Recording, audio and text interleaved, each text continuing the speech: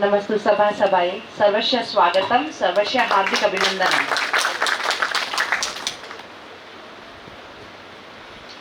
सम्मानित मंच और सामने मेरी जाति के वीर युवाओं और जो जिसकी रग रग में ये है कि क्यों नहीं हमारे समाज को आगे बढ़ना चाहिए, एकजुटता के साथ में बढ़ना चाहिए, ऐसी भावना लिए हुए तमाम आप सभी को, हम सभी को आज अंतर्राष्ट्रीय गुर्जर दिवस की शुभकामनाएं।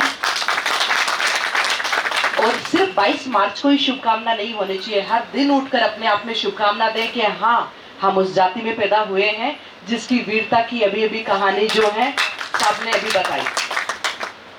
और साथ ही पाटिल साहब ने महाराष्ट्र से चलकर आए हैं और पाटिल साहब ने सबसे जो मेन बात बताई वो ये है कि क्या इतना बड़ा मंच है, यहाँ पिंक सिटी प्रेस क्लब है और इसके सभागार के अंदर क्या इतने से लोगों का होना काफी है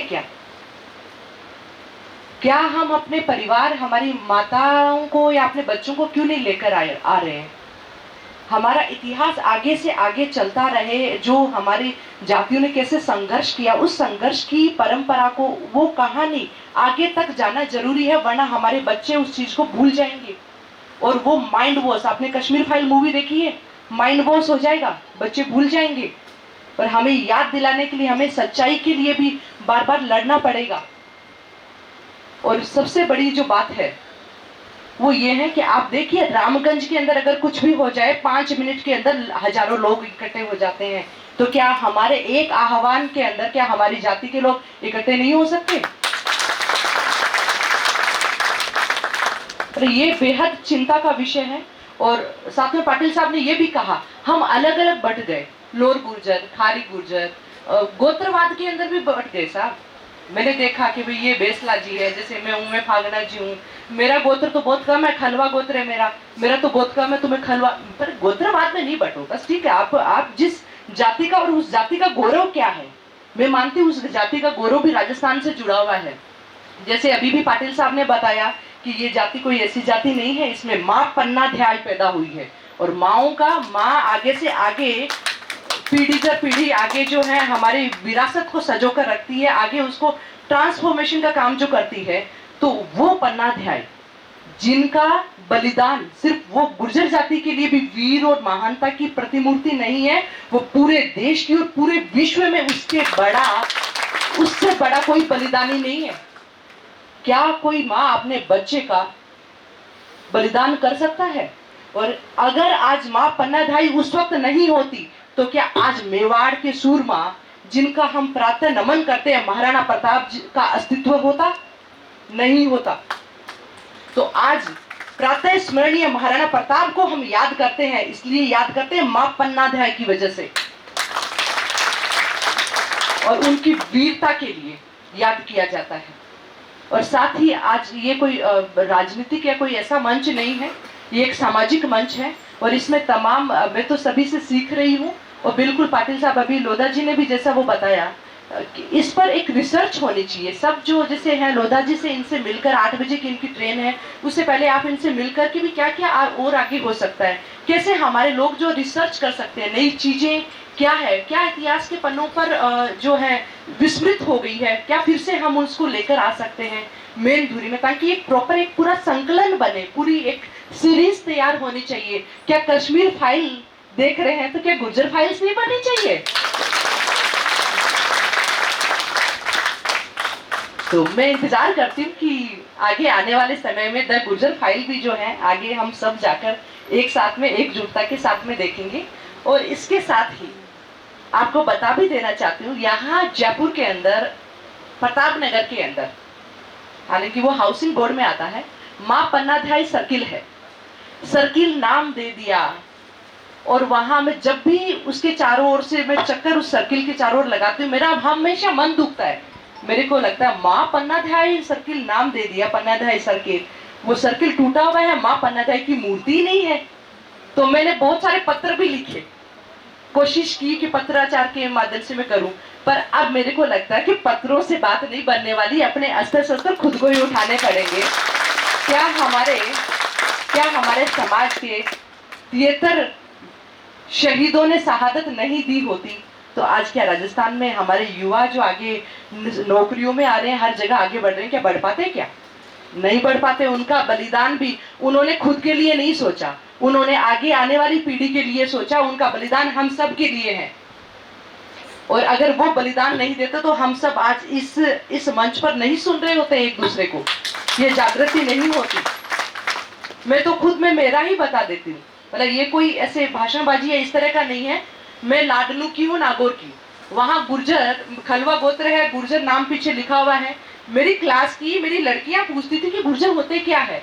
ये तो 2007 में आंदोलन हुआ जो पूरे राजस्थान में पता चल गया, तो पश्चिमी राजस्थान में तो हम बहुत माइनॉरिटी में हैं।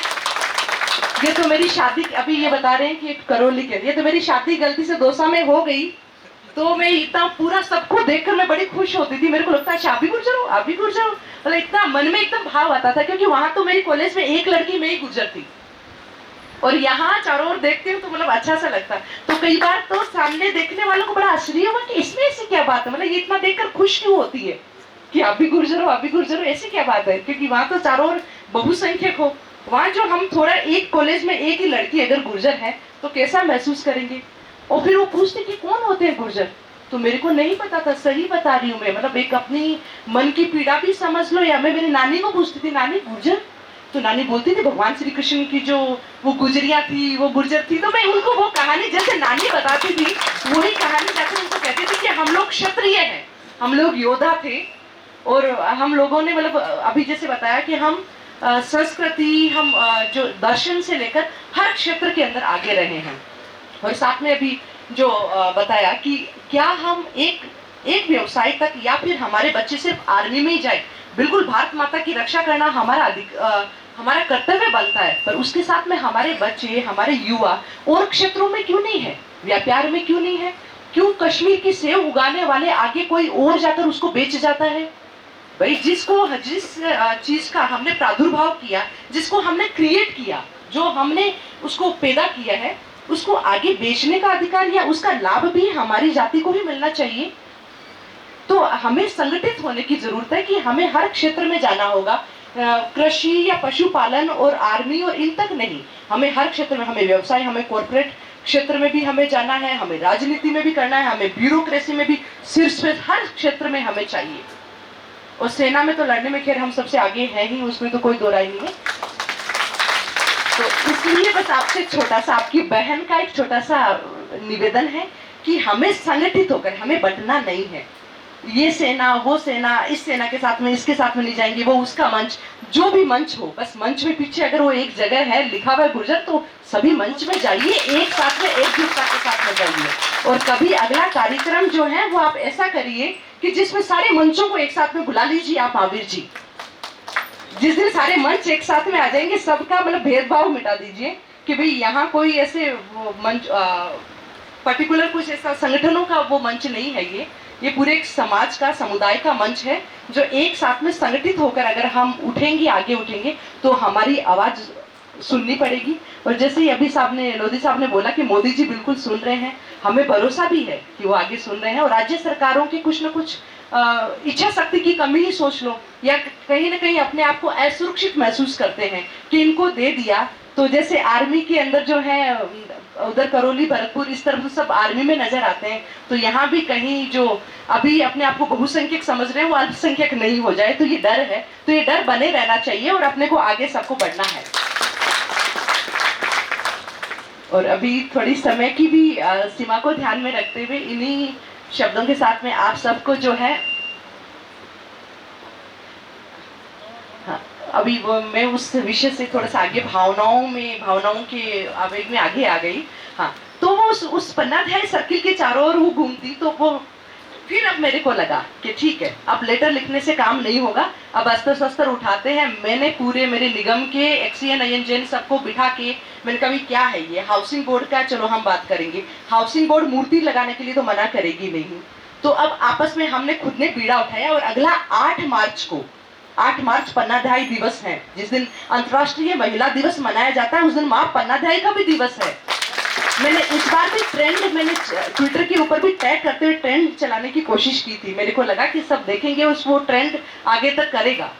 तो वो अगला 8 मार्च 2023 को माँ पन्नाधाय की मूर्ति जो है, इतनी सुंदर मूर्ति है, वो एनआरआई सर्किल पे, पन्नाधाय सर्किल पर होगी।